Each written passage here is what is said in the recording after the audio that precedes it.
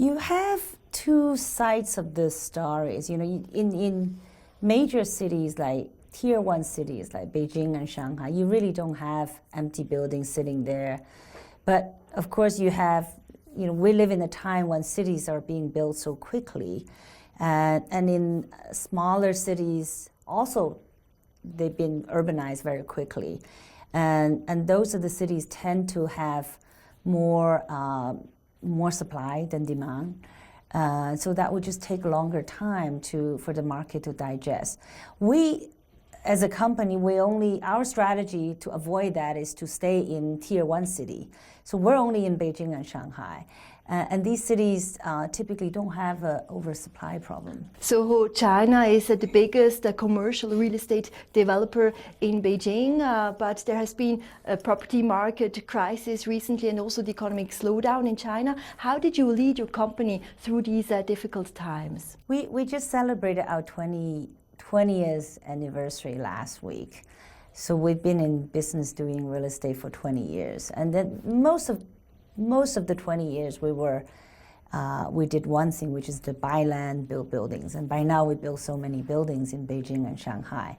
I think now with China's economy transitioning from investment-led to consumption-led, what it means for a real estate developer is that we're no longer so focused on just getting the land and build buildings. Instead, we're very focused on providing a service for the tenants.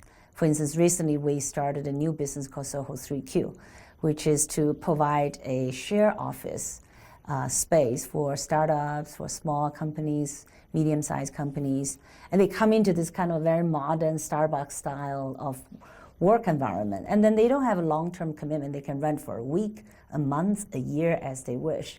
So I think it's very exciting to do. I'm so focused. Before I spent so much time building buildings, now it's like doing the inside of the buildings, and it's exciting. Now talk to me about the future of your business. Are you going to stay in China, Beijing and Shanghai, or do you have any international expansion plans?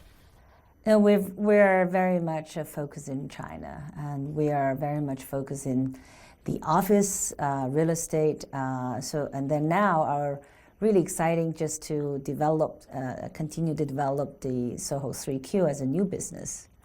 You have a remarkable journey. At the age of 14, you moved to Hong Kong and worked in a garment and electronics factory as well, then studied in Cambridge. Now, how is your background influencing your business and the way you manage your staff? Coming from that background, of a very humble background, and I think it just gave me, it taught me to be persistent, and especially in tough environment, and still be persistent. I think that has shaped me as a person, and I don't know whether that's carried through. It must carry through to my managerial skills. When I was a student, I remember I was a student in England at the time.